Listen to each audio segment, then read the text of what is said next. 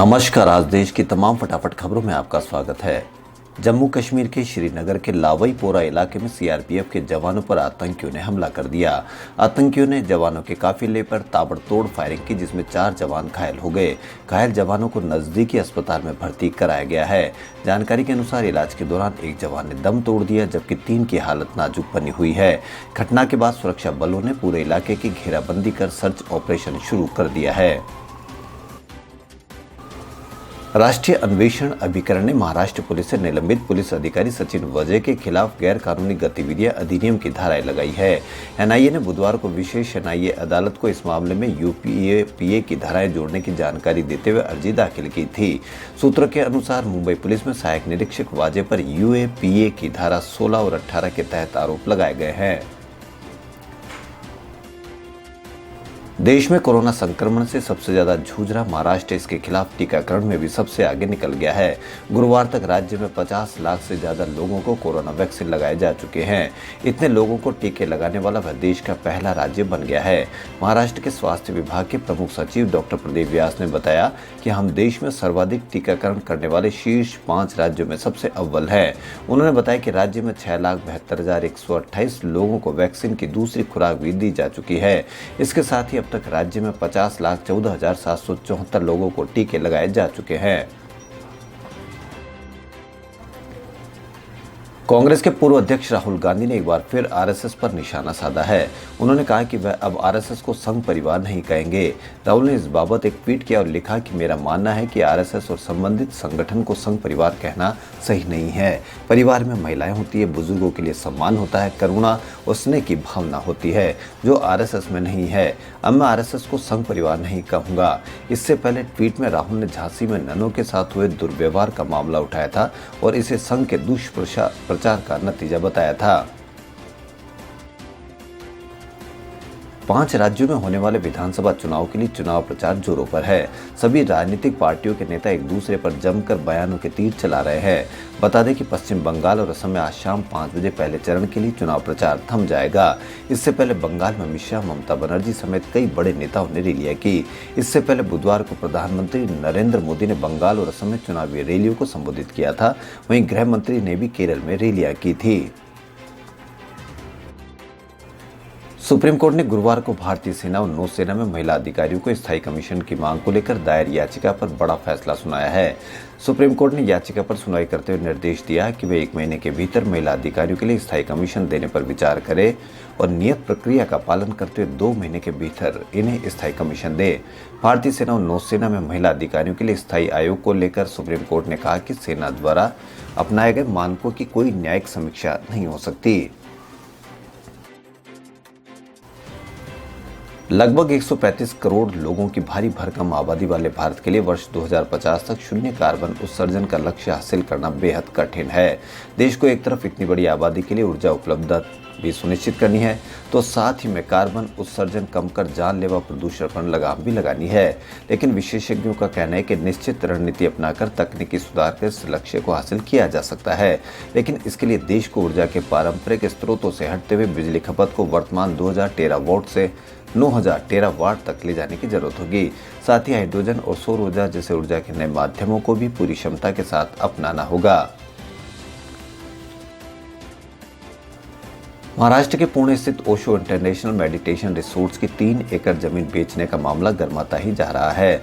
ओशो के बहन बहनोई कुछ अनुयायी और पूर्व ट्रस्टी ने प्रेम का मंदिर बासो को बेचे जाने का प्रस्ताव का विरोध किया है।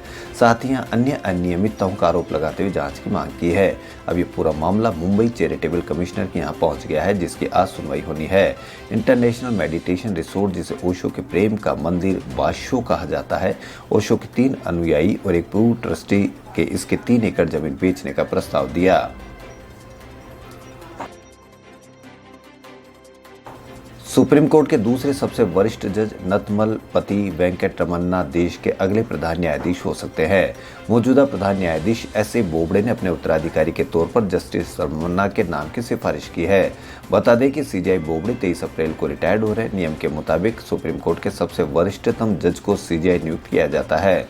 आंध्र प्रदेश के कृष्णा जिले के पुनरावरम गांव में किसानों के एक विनम्र परिवार में जन्मे रमन्ना ने 10 फरवरी 1983 को वकील के तौर पर अपने करियर की शुरुआत की।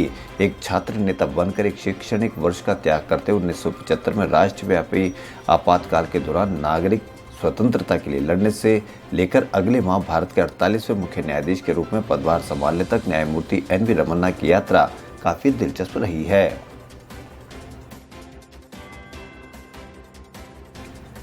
स्टेट बैंक ऑफ इंडिया की एक रिपोर्ट के अनुसार फरवरी से ही देश में कोविड-19 के नए मामलों में बढ़ोतरी नजर आ रही है, जो दूसरी लहर का स्पष्ट संकेत है। रिपोर्ट के अनुसार यह दूसरी लहर 15 फरवरी से 100 दिन तक जारी रह सकती है।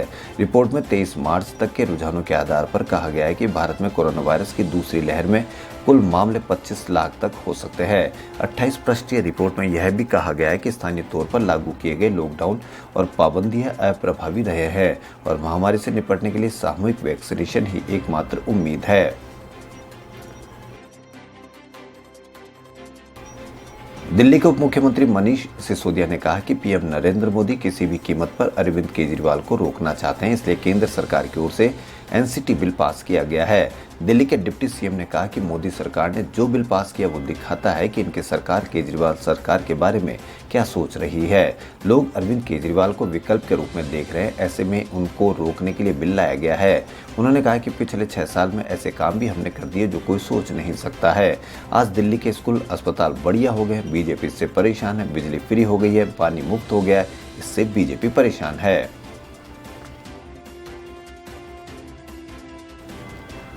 सुप्रीम कोर्ट ने तिहाड़ जेल और गृह मंत्रालय से पूछा है कि देश की सबसे सुरक्षित जेलों में तंबाकू या फिर प्रतिबंधित सामग्री भीतर कैदियों तक कैसे पहुंच जाती है।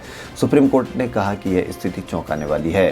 कोर्ट ने इस बाबत तिहाड़ जेल और गृह मंत्रालय से हलफनामा दाखिल कर जवाब देने को कहा है।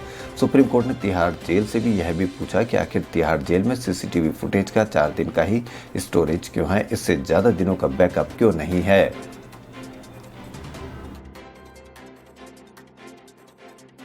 केंद्रीय bank reserve bank of India के गवर्नर शक्तिकांत दास ने गुरुवार को दिल्ली में इंडियन इकोनॉमिक कॉन्क्लेव 2021 के उद्घाटन के संबोधन में सरकारी बैंकों के निजीकरण को लेकर टिप्पणी की।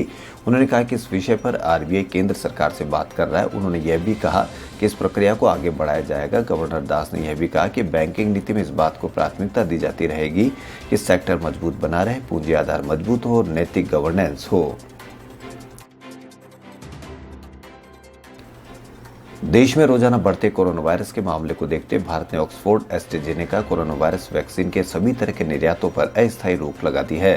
विदेश मंत्रालय के सूत्रों ने इसकी पुष्टि की है। बीबीसी में छपी एक रिपोर्ट के अनुसार सूत्रों ने कहा कि देश में बढ़ते कोविड-19 के मामलों का मतलब है कि टीका के घरेलू मांग में आने वाले हफ्तों में बढ़ोतरी हो सकती है, इसलिए अस्थायी रोक लगाई गई है। मिथुन चक्रवर्ती की बहू मदालसा शर्मा इन दिनों टीवी शो अनुपमा काव्या के किरदार में तो धमाल मचा ही रही है। साथ ही एक्ट्रेस अपने डांस वीडियो और ग्लैमरस तस्वीरों को शेयर कर भी सुर्खियां बटोर रही है। मदालसा शर्मा ने फिर से एक वीडियो शेयर किया है जिसमें वो popular English song don't rush पर बेहतरीन डांस मूव्स दिखा रही है। मिथुन चक्रवर्ती की बहू मदालसा शर्मा का यह वीडियो खूब देखा जा रहा है, वायरल हो रहा है। खबरों फिलहाल इतनी। यदि आपको हमारा चैनल पसंद आए तो लाइक, सब्सक्राइब और शेयर अवश्य करें। धन्यवाद।